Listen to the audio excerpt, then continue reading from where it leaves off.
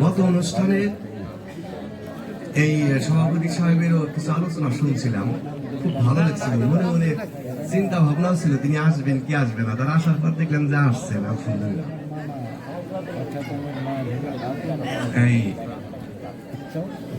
আমাদের সবচেয়ে বেশি খুশি হচ্ছিল আজকে শিল্পীর পরিমাণ খুব কম, সেই জন্য ভালো লাগতেছে বেশি। মানে যেখানেই যাই শিল্পীর পরিমাণটা আসলে এতই বেশি থাকে, একজন একজন করে দেওয়ার পরে স্বাদ একবারে নষ্ট হয়ে যায়, মানে স্বাদ নষ্ট হয়ে যায়। একটা ভাব করতে করতে কি যে একটা মুশকিল, 5-7 জন শিল্পী যদি একইতে হয় তারপরে কিলাকিলি হইবার চাই, ভাই ও একটা বেশি গেল। এখন 5 জনের ভিতরে কারো গান কিন্তু ভালো লাগে, তখন তাকে যদি 2টা দেখা হয় আর একটা শিল্পী তারটা শ্রবণ করতেছে না, কিন্তু সে ভেজাল হয়ে বলে যে 5টা গাইলো আমি 3টা গাইলাম। এরকম ভেজালের মধ্যে পড়ছি। আজকে সেই ভেজালের মধ্যে পড়ার কোনো সম্ভাবনা নাই। দুইজনই ছোটের শিল্পী, ছোটের শিল্পী আমরা। আর এই বাড়িতে আসলে এসেই অনেক ধন্য। কারণ এই বাড়ির মানুষগুলো এত ভালোবাসা তাদের মাঝে বই থেকে যে আসলো জানি না, এতই ভালোবাসা। সেই আমার দাদা হুজুর থাকতে তারা খুব আদর ভালোবাসা করতেন। আজকে সেই পর্যায়ে একটু আস্তে আস্তে এই জায়গায় এসে পৌঁছেছি। আমাকে খালুকে ডাকেন, তাদের প্রতি এতই ভালোবাসা। আর কতবার যেখানে আসার কথা বলছেন, যখনই দেখা হয়েছে তখনই বলছেন, এত প্রেম ভালোবাসা। যাই হোক, আমাদের মিজানুর রহমান ভাই বাড়ি যেদিকেই ওইদিকে হোক, আমি একদিন পারকোল যাচ্ছি। পারকোল অনেকে বনগ্রাম বলে, পারকোল কুলকুষ্টিয়া বলে, ওই দিকে যাচ্ছি।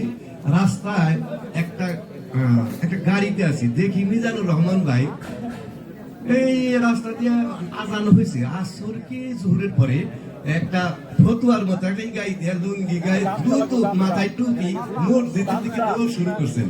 কিন্তু একটু ডাক দিছে, কিন্তু মিজানুর ভাই আমার চিনেও না ওইরকম ভাবে, কিন্তু আমি চিনি, দেখছি। তখন বুঝলাম যে মিজানুর রহমান ভাই তো মসজিদমুখী মানুষ, একজন ভালো মনের মানুষ। আসলে আমাদের মাঝে আসছেন।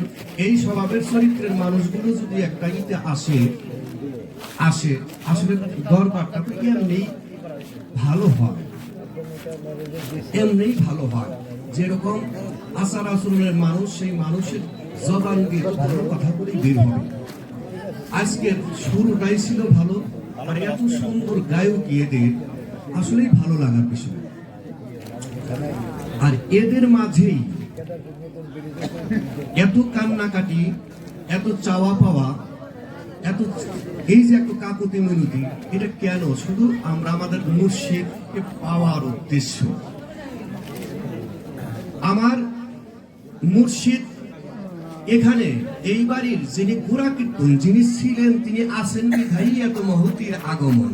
তিনি যদি বাস্তবে জীবন দশায় নাই থাকতেন, মরেই যাইতেন, তাহলে এত আনন্দ হবে কেন? হতো না। কেননা আল্লাহ রসুল বলছেন, মৃত্যু কবলা আংতা মতো, মরার আগে মরে যাও। যারা মরার আগে মরে যায়, ওলি আল্লাহ মৃত্যু, তাদেরকে কখনোই, আমার পরিদেরকে কখনোই মৃত্যু করিও না। কারণ এই বাড়ির যিনি শায়েখ ছিলেন আজহার সাহেব, তিনি এখনো দেখা যায় আছে। আসলে যার চক্ষু দেখার মতো, রুহানি চোখ দিয়ে দেখার বিষয়, জাহিরি চোখ, রুহানি চোখ, এই 2 প্রকারের চোখ একত্র হইলে আসলে দেখা সম্ভব, বোঝা সম্ভব, দূরে রাখার কোনো ব্যবস্থা নাই। কেননা আল্লাহ তাআলা পাক কোরআনে ঘোষণা করছেন, মারাজাল বাহরাইনে ইয়াল তাকিয়ান, আমি পাশাপাশি 2টা দরিয়া প্রবাহিত করি, যাহা পরস্পর মিলিত হয়। বাইনাহুমা বারযাখুল ইয়াবগিয়ান। আর এই পাশাপাশি দরিয়ার মাঝে একটা অন্তরাল থাকে, ওয়াজ্ঞান নামক একটা পর্দা, একটা বেড়া থাকে। পর্দাটাকে যখন উন্মোচন করা যাবে, উন্মোচন করা গেলেই সেখান দিয়ে কিন্তু হীরা কাঞ্চন মণিমুক্তা দেখা যাবে। যদি হীরা কাঞ্চন মণিমুক্তা দেখতে হয়, তাহলে 2টা দরিয়া একত্র না করলে, ওয়াজ্ঞান নামক পর্দাকে এই মাঝখান থেকে যদি উন্মোচন না করা হয়, তাহলে কিন্তু দেখা সম্ভব না। তাই তো আমরা যারা এই অজ্ঞান নামক পর্দা, একজন মুর্শিদের সংস্পর্শে যাইয়া, মুর্শিদের কাছে যাইয়া যখন উন্মোচন করতে পারছি, তাই তো দেখতে পাবো যে বলে কি আমার সেই আজহার বাজান এখানে উপস্থিত, আমার দাদা হুজুর, আমার বাজান, আমার বর্তমান মুর্শিদ কেবলা, তিনি তার ভক্তের ডাকে অন্য জায়গায় গেছেন। তাও গেছেন কোথায়? মিজান ভাইদের, মিজানুর রহমান ভাইদের ওই এলাকায় পার করে, ওইদিকে অনেক ভক্তবৃন্দ আছে। আমার মুর্শিদ আবার ওই দিকের মানুষগুলো এতই আসে, আল্লাহ পাকি জানে, ওইখানে কেউ না গেলে বোঝা যাবে না। মনে হয় নবী রাসূলের যত রূহ আছে মনে হয় ওই এলাকায় যে ডুবছে। মিজানুর রহমান ভাই জানেন, আপনাদের ওই এলাকার মানুষ এত আসে, এটা আমি না গেলে বুঝতাম না। আমার বাবা একবার গেলে আসতে চায় না, তারপরে একদিন আমার সাথে নিয়ে গেল। নেওয়ার পরে দেখি, বিশ্বাস করবেন না, ওই দেশে মনে হয় সব এই ওলি আল্লাহতে, মানে এই নবী বংশের মনে হয় সব রূহ পুনরায় ওইখানে নিয়ে জমা করছে। দেখে আসছি, আলহামদুলিল্লাহ। আর আপনাদের মাঝে আমার দাদা হুজুরকে এখনো পাই, দেখতে পাই, জীবিত। কেন দেখতে পাই? আমার আল্লাহ তাআলা বলছেন, আমার আল্লাহ তাআলা বলছেন ওয়াকালাল্লাহু ইন্নী মাআকুম, আমি তোমাদের সঙ্গে আছি। দেখেন, আমার আল্লাহ তাআলা বলছেন আমি তোমাদের সঙ্গে আছি। আমার আল্লাহ তাআলা বলেন নাই শুধু মুসলমানদের সঙ্গে আছি, আমার আল্লাহ তাআলা বলেন নাই শুধু হিন্দুদের সঙ্গে আছি, খ্রিস্টানদের সঙ্গে আছি, আমার আল্লাহ তাআলা বলছেন তোমাদের সঙ্গে আছি। আমাদের এখানে অনেক মুসলমান জাতি বা অন্য ধর্মের জাতি ভাই অনেকেই আছে, কি ভালো সুন্দর পরিবেশ, এরকম পরিবেশ। তার মানে আমার আল্লাহ তাআলা সকলের সঙ্গে আছেন, দেখে এই জায়গায় সকলেই হাজির। আর আল্লাহ তাআলা যদি সকলের আলাদা আলাদা ভাবে আসে না, আল্লাহ তাআলা সকলের সঙ্গেই আছেন। ওয়া কানা আল্লাহু বিকুল্লি শাইইন মুহিত, আমার আল্লাহ তাআলা বলছেন আমি সমুদয় বস্তুকে পরিবেষ্টন করিয়াছি। সমস্ত বস্তুকে, শুধু আমি তোমাদের সঙ্গে নয়, তুমি যত বস্তু দেখো সমস্ত বস্তুকে আমি পরিবেষ্টন করিয়াছি। তাই তো হারমোনিয়াম, মানুষ অনেকেই বলে গান বাজনার কত বেতাইলা কথা, আমি আবার অন্য বিভিন্ন রকমের তো বই, এই গান শুনেন, এই শুনেন, আসলে গানই বুঝে না। গান একটা ব্যক্তি, গান কোনো ইয়ে নয়, গান একটা ব্যক্তি। গান শব্দের অর্থ কি? গান শব্দের অর্থ হলো কণ্ঠ, কণ্ঠ সঙ্গীত। গান শব্দের অর্থ কণ্ঠ সঙ্গীত। এখন আমরা যদি একটু চিন্তা করি, দেখেন তো প্রত্যেকেরই কণ্ঠ আছে, এখানে প্রত্যেকেরই কণ্ঠ আছে। আচ্ছা, কণ্ঠ আছে, কণ্ঠনালী, কণ্ঠ যেখান থেকে আওয়াজ বের হবে, কণ্ঠ আছে। সং মানে যাহার রূপ, গীত মানে গুছানো বাক্য, গীত মানে গুছানো বাক্য। আলহামদুলিল্লাহি রাব্বিল আলামিন আর রহমানির রহিম, কি সুন্দর, কি সুন্দর মিল। আল্লাহু আহাদ আল্লাহুস সামাদ, কি সুন্দর। আমার আল্লাহ তাআলা কি গুছিয়ে গুছিয়ে কি একটা গীত, কত সুন্দর, একটার পর একটা কত মিল করে আয়াতগুলো বলছেন। আজকে যে শিল্পীগণ গান পরিবেশন, এই যে পরিবেশনটা করেন, যে কথাগুলো বলেন, যে লেখক লিখছেন, কি সুন্দর করে মিলাইছেন। এই কোরআনের কথাগুলোই বাংলায় রচিত করে সাজিয়ে গুছিয়ে কি সুন্দর বাক্য তৈরি করছে। এই বাক্যগুলো কোরআনের কথা, যা যা বলে সব কোরআনের কথা। কোরআন হাদিসের বাহিরে এখানে কিছুই নাই, এখানে বলা হয় না। আর যে গীতগুলো একটা রূপ, একটা মানুষ রূপ, একটা গীত গাওয়ার জন্য একটা কণ্ঠ দরকার, কণ্ঠের জন্য একটা দেহ দরকার, যার রূপ দরকার, সেই রূপের এই দেখেন একটা মানুষ, তার নাম হচ্ছে বাউল। বাউল হচ্ছে হলো আত্মার সন্ধানকারী, বাউল সঙ্গীত। দেখছেন, গান তাহলে কে? গান হচ্ছে একটা ব্যক্তি। এই মিজানুর রহমান ভাই একটা মানুষ রূপে আসিয়া তার কণ্ঠের মাধ্যমে গুছানো বাক্যগুলো কাজ করতেছে। আজকে আমরা শ্রবণ করে মুক্ত হচ্ছি, এর নাম হচ্ছে গান। আমি হতে পারি, মিজানুর ভাই হতে পারে, এখানে যতগুলো মানুষ আছে প্রত্যেকটা মানুষই গান।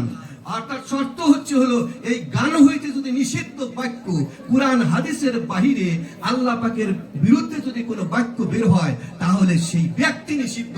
সেই গান মানে ওই ব্যক্তি নিষিদ্ধ। তুমি আমার কাছে, অর্থাৎ হলো তুমি আমার বিরুদ্ধে, আমার রাসূলের বিরুদ্ধে তোমার জবান দিয়ে কথা বের হইছে, সেই ব্যক্তি আল্লাহ পাকের কাছে নিষিদ্ধ, মানে সেই গান নিষিদ্ধ। কিন্তু যে গান হইতে আল্লাহ রাসূলের প্রশংসা, মুর্শিদের কথা বের হয়, তাহলে সেই গান হারাম হবে কেন? হারাম হালাল তো অবশ্যই বলে, কি একদল বলে গান হারাম, আসলে হারাম, বাস্তবে হারাম, সত্য কথা হারাম। কিন্তু হারাম যেখানে হালালও তো আছে, গান একটা হারাম একটা হালাল। তাহলে হারাম অবশ্যই, যে গান হইতে অশ্লীলতা বের হবে সেটা হারাম। যে গান হইতে কোরআন হাদিসের কথা আসবে, যে আল্লাহ রাসূলের কথা আসবে, মুর্শিদের কথা আসবে, সেটা হারাম হয় কিভাবে? আর সবাইকে যদি হারাম বলা হয়, তাহলে আমার নবী করিম সাল্লাল্লাহু আলাইহি সাল্লাম নিজেও তো একজন গান, তিনি কত কথা বলছেন, শ্রবণ করছেন, সাহাবারা শ্রবণ করছেন। এই দলরা যখন একতরফা ভাবে শুধু গান বলে হারাম, তাহলে শুধু একতরফা বলে হারাম, তাহলে সকলেই হয়ে যায় হারাম।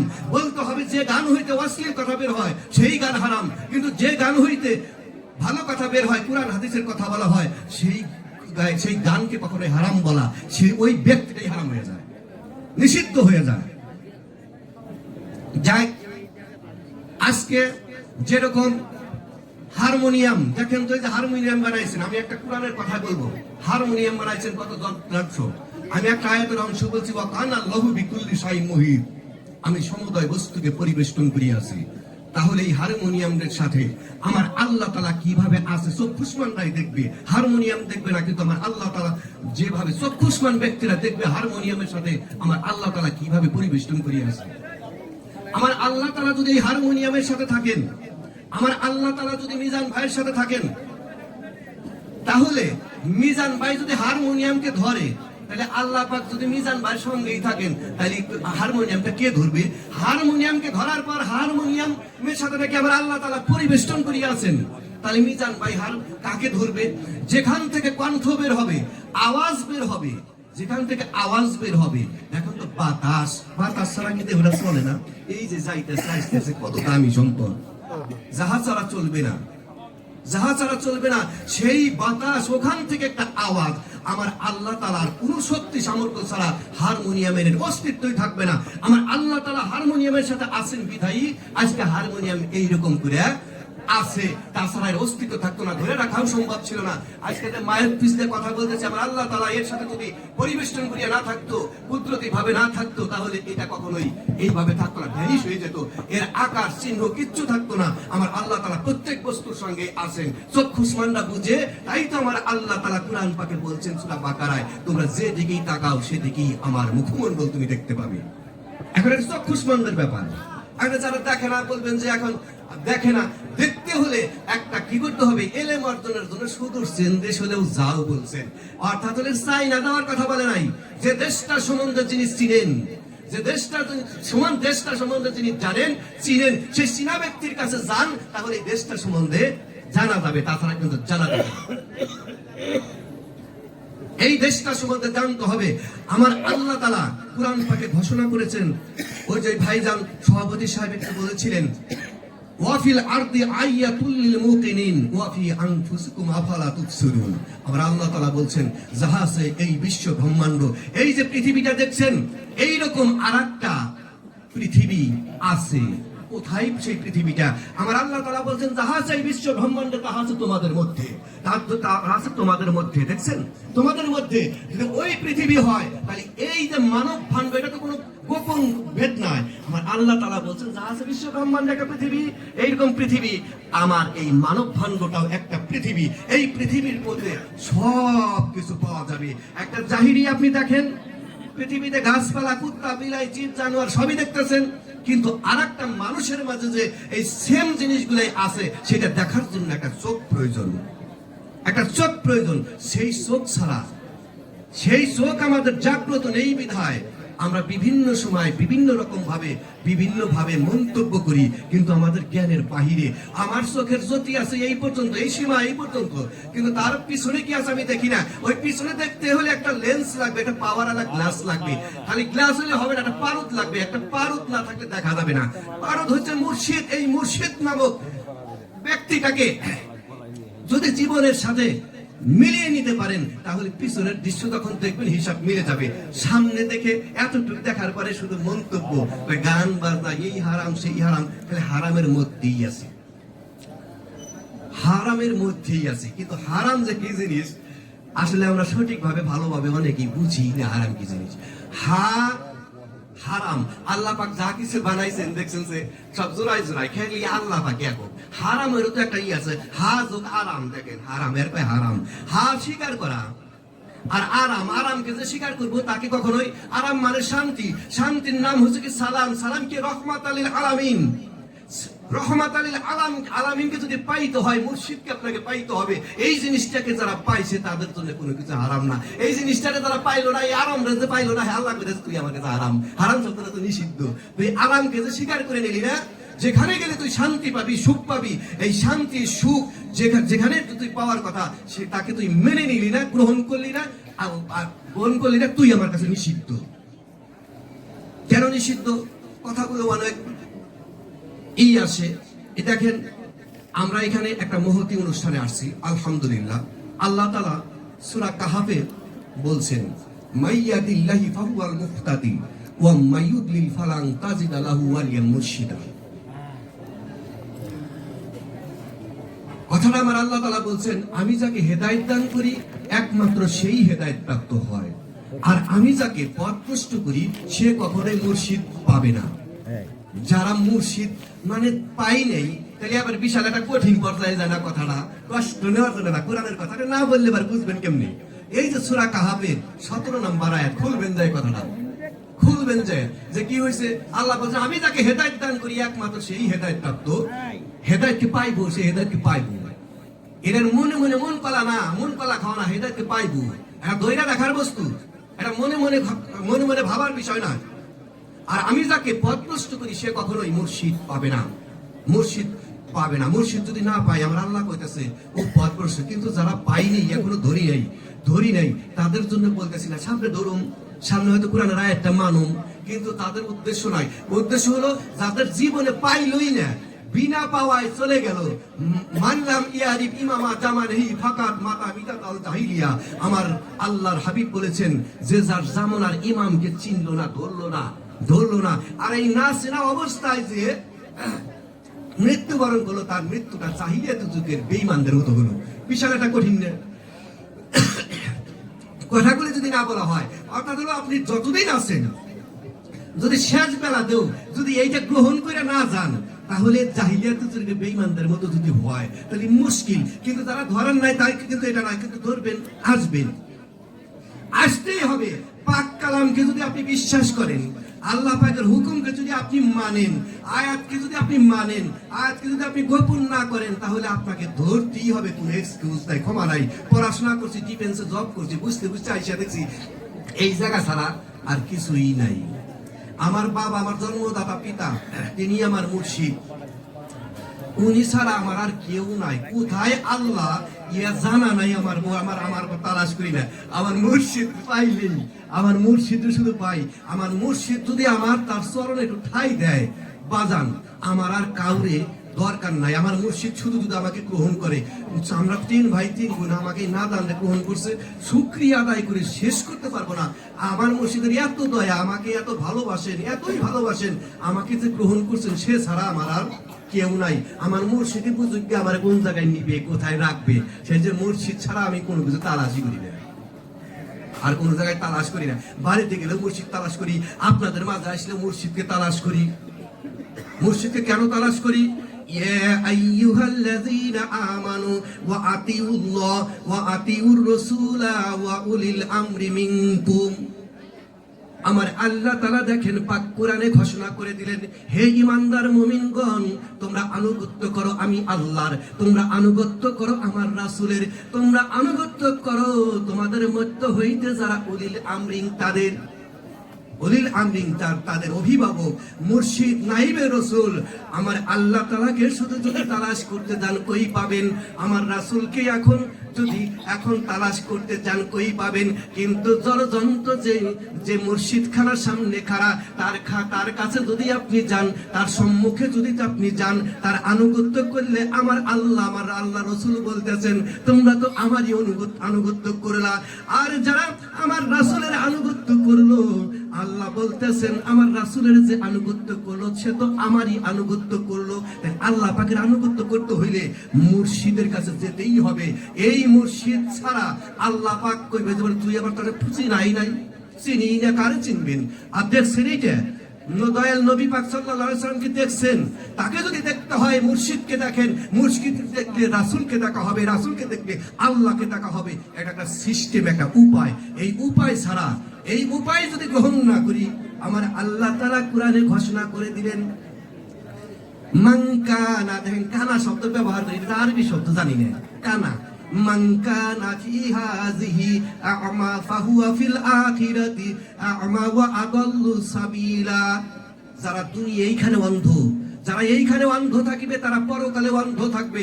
এই জগতে যদি থাকার পরে আপনি আল্লাহ রাসূলকে দেখে না যান, আমার আল্লাহ বলতেছেন তুমি পরকালে অন্ধ থাকিবে। আমার আল্লাহ বলতেছেন শুধু তাই নয়, সে অধিকতর পথভ্রষ্ট। আর পথভ্রষ্টের জন্য আল্লাহ পাকের জায়গা, আল্লাহ রাসূলের জায়গা কখনোই পাবেন না। পথভ্রষ্ট কখনোই পাবেন না। এই পথভ্রষ্টের কোনো আল্লাহর ছায়াতলের জায়গা হওয়ার কোনোই চান্স নাই, কোনোই চান্স নাই। যদি চান্স হয় তাহলে কোরআনের আয়াত মিথ্যা হয়ে যায়, নাউযুবিল্লাহ। তাই যে পথভ্রষ্ট থেকে বাঁচতে হলে, পথভ্রষ্ট থেকে আসতে হলে এই চোখ দেখতে হবে, এই জগতে আল্লাহ রাসূলকে দেখতে হবে। এটা আমার কথা না, আল্লাহ কোরআনে বলছে। এনে দেখতে হলে একটা চক্ষুষ্মান ব্যক্তির কাছে গেলেই তো দেখা দেবো। চক্ষুষ্মান ব্যক্তির কাছে না যাওয়া পর্যন্ত এটা কিছুতেই দেখা সম্ভব নয়।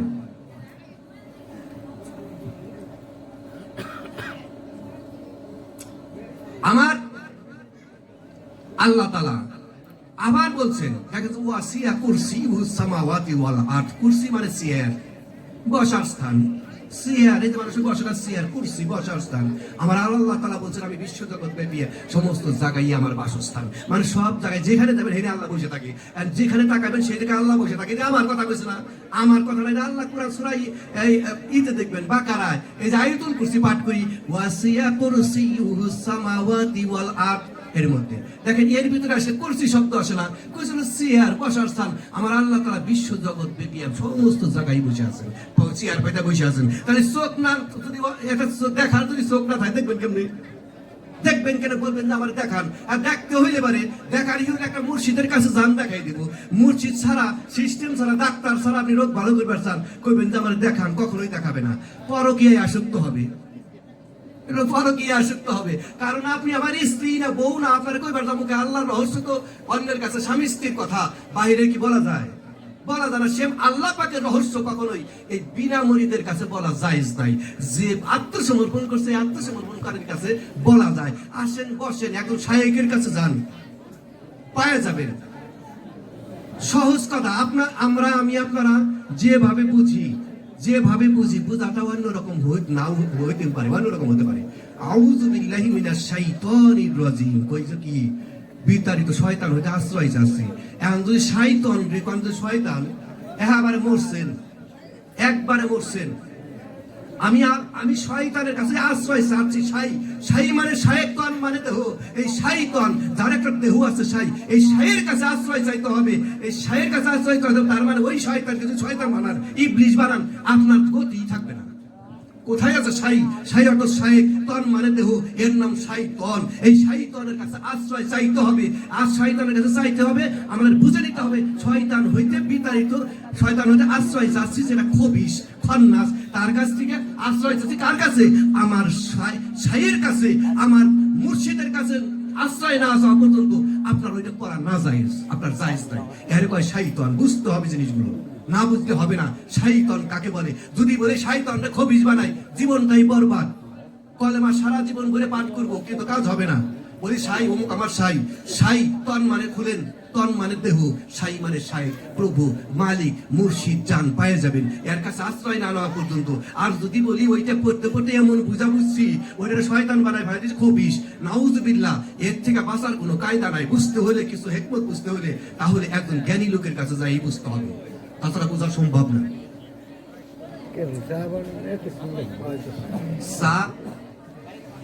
কি দেরি হইতেছে মনে হয়।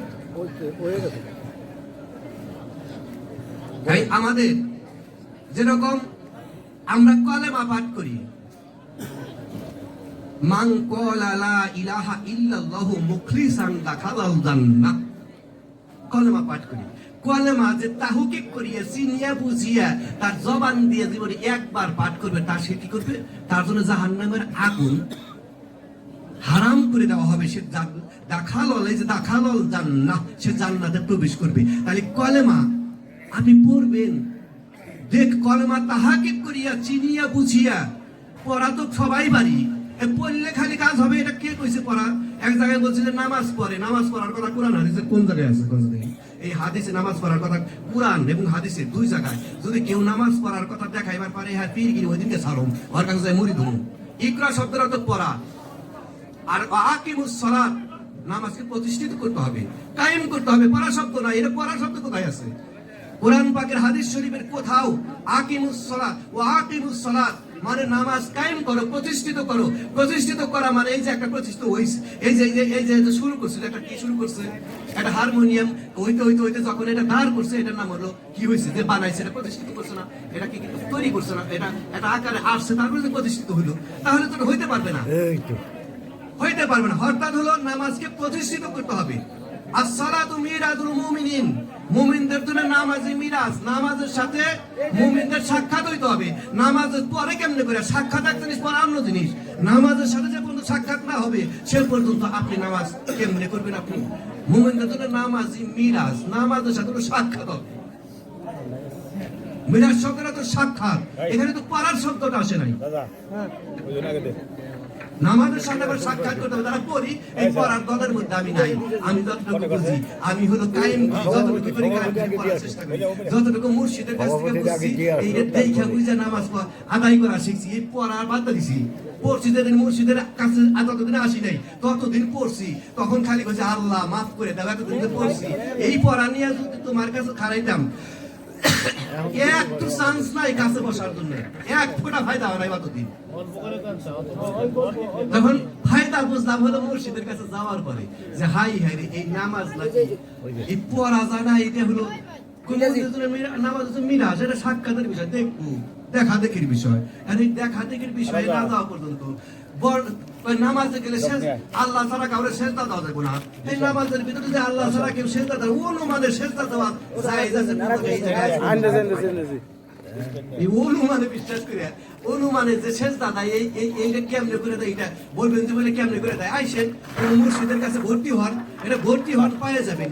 অনুমানে ওলি আল্লাহরা, এই যে পীর মাশায়েখরা অনুমানে আর বিশ্বাস রাখেন, কোরআনের শপথ করে বলতেছি, এই ওলি আল্লাহরা তার অনুসারীরা এই যে যেভাবেই চলে, অনুমানে কেউ সেজদা দিয়ে নামাজ আদায় করে না। জান চ্যালেঞ্জ 100%। এর কুবাকানা যতই দেখেন, একটা লোক অনুমানে কোন সেজদা দেয় না আল্লাহ ছাড়া, আল্লাহ ছাড়া কোনো মানে সেজদা দেয় না। আই যত জায়গায় যান দিবে না, কিন্তু সেটাকে বুঝতে হলে একটা চেনা জায়গায় যান, যেগুলো পাবেন। আর জানতে চাইবেন এটা কেমনে, এটা আপনি মুর্শিদের কাছে বায়াত গ্রহণ করিয়া আত্মসমর্পণ না করা পর্যন্ত আপনি বুঝতে পারবেন না। আর গেলে আপনি অবশ্যই বুঝবেন।